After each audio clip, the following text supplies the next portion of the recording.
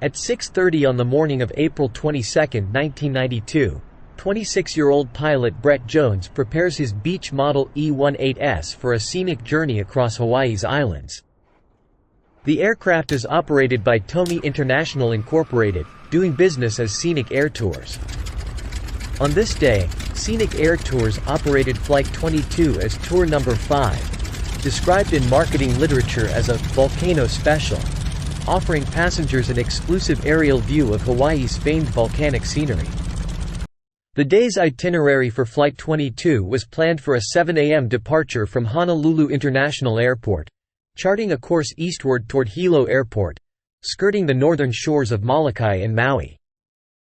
This flight, however, deviated from the usual route by including a stop in Maui to drop off a company driver en route to Hilo. The tour featured a spectacular overflight of the Kilauea volcano, culminating in a 9 a.m. arrival at Hilo where a 6-hour ground tour were scheduled for the passengers. The return flight, set for 1500 hours, would fly non-stop west back to Honolulu, offering sights such as Akaka Falls post-departure and the islands of Molokini, Lanai, and Molokai. Expected arrival was around 16:30. Upon completion of the flight to Honolulu, the pilot was scheduled to fly to Maui, pick up tourists, and return to Honolulu in the late afternoon. Facing a day of extensive flying and a fully booked passenger itinerary, the flight commenced without delay at 7 a.m., heading towards the northern shores of Molokai. The pilot, well versed in the company's operations and protocols, had a unique history with Scenic Air Tours, initially starting his career not in the cockpit, but as a van driver. His association with Scenic Air Tours dates back to January 1988. During this tenure, he concurrently pursued and obtained his commercial pilot certificate and instrument rating. He then left the company to focus on full-time pilot roles for broader flying experience. In August 1991, he rejoined Scenic Air Tours, this time as a pilot in command, operating the Beech 18 aircraft. With his application to Scenic Air Tours, he presented an undated resume reflecting 3,200 hours total flying time. This included 2,750 hours as pilot in command and 1,500 hours in multi-engine aircraft operations. Accommodating the company driver in the right front seat, the flight briefly touched down in Maui for his disembarkation. This quick stop was swiftly followed by a prompt takeoff as the flight resumed its scheduled journey for the day. Before touching down at Hilo Airport, the pilot conducted a scenic overflight of the Kilauea volcano, which lies to the west of the airport. This is one of the most active volcanoes on Earth, continuously erupting since 1983. It is also the most visited, drawing millions to Hawaii Volcanoes National Park each year to experience its dynamic eruptions and ever-changing lava landscapes.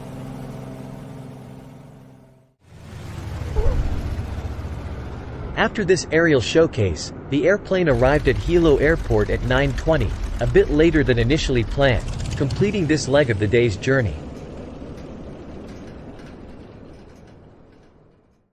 Shortly after Flight 22's arrival at Hilo, another aircraft from Scenic Air Tours, designated Flight 23, touched down with its own tour group. The two pilots remained at the airport, awaiting the return of their respective passengers for the journey back. After the passengers' return, Flight 22 left Hilo Airport at 15:12 for a 215 nautical mile journey back to Honolulu. This marked the final segment of an eventful day filled with activities for the passengers. Yet, for the pilot, the day's responsibilities were far from complete. After this flight, he was scheduled to pick up another group of passengers from Maui, extending his duty beyond the conclusion of this flight to Honolulu.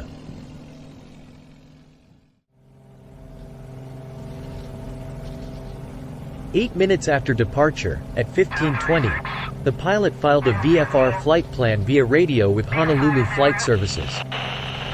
This was followed by a request for a comprehensive VFR weather briefing from the on-duty flight services specialist. The briefing highlighted a recommendation against VFR flight over the interior sections of all islands and forecasted isolated areas with visibility limited to 3 miles due to haze and moderate rain showers. Despite this advisory, the pilot of Flight 22 decided to proceed to their destination and continued with the flight.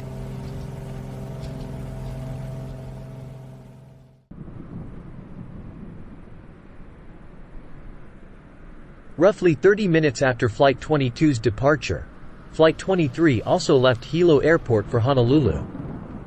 However, when reaching about 10 nautical miles west of Hilo, the pilot of Flight 23 opened a VFR flight plan for a return route to Hilo Airport with Honolulu Flight Services. He reported encountering multiple scattered cloud layers towards Maui, with cloud tops at 8,000 feet above mean sea level. Additionally, he observed restricted visibility due to haze, which obscured his view of Mount Haleakala. Subsequently, on the company frequency, the pilot of Flight 23 sought a position update from Flight 22's pilot, who responded with their location, 37 DME off Upolu Point, standby checking Lanai. This was the last communication with Flight 22, the time was 1550.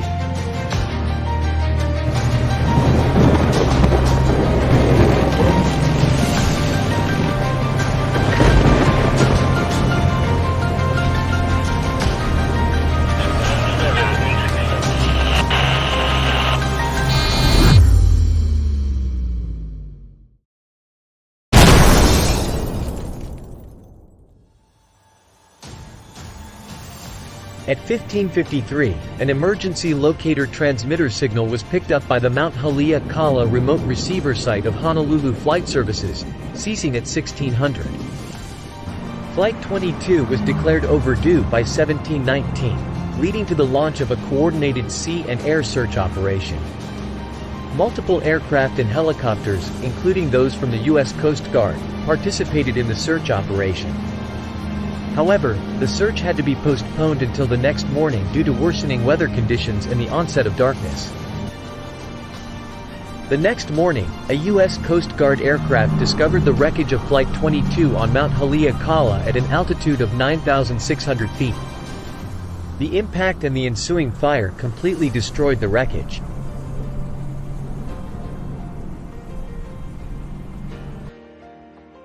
Tragically, it was evident from the scene that there were no survivors.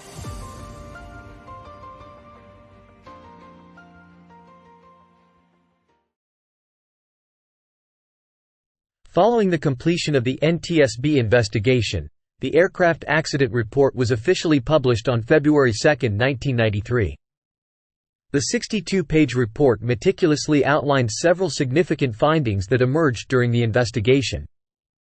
Among these were the fact that the pilot significantly exaggerated his flight hours to obtain a position at Scenic Air Tours. His actual flight experience was substantially less than claimed in his application and resume. Additionally, he had been employed by 9 different companies in the past 3 years, with dismissals from 5 due to reasons including misrepresentation of qualifications, absenteeism, disciplinary issues, subpar training and work performance. Notably, Aloha Island Air had previously rejected his application for failing to disclose accurate information about his employment history. The investigation also determined that a series of operational and navigational errors led the pilot to stray from his intended flight path. His communication with Flight 23, stating, "I am 37 DME off Upolu, standby Lanai," suggested that he lacked visual contact with any recognizable landmass, indicating that he attempted to navigate in instrument meteorological conditions. The National Transport Safety Board concluded that the accident's likely cause was the pilot's choice to continue visual flight under instrument meteorological conditions, which obscured the rising terrain of Maui.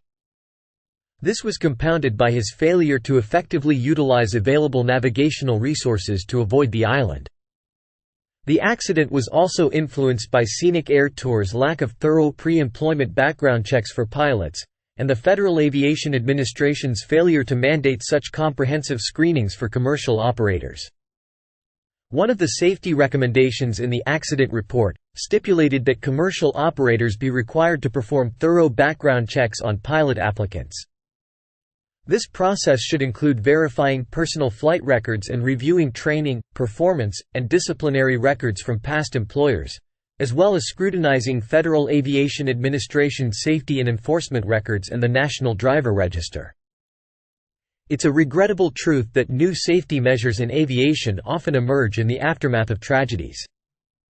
As we honor the memory of the 9 lives lost in this tragic accident, we are reminded that their legacy led to the implementation of critical improvements to enhance aviation safety for future generations.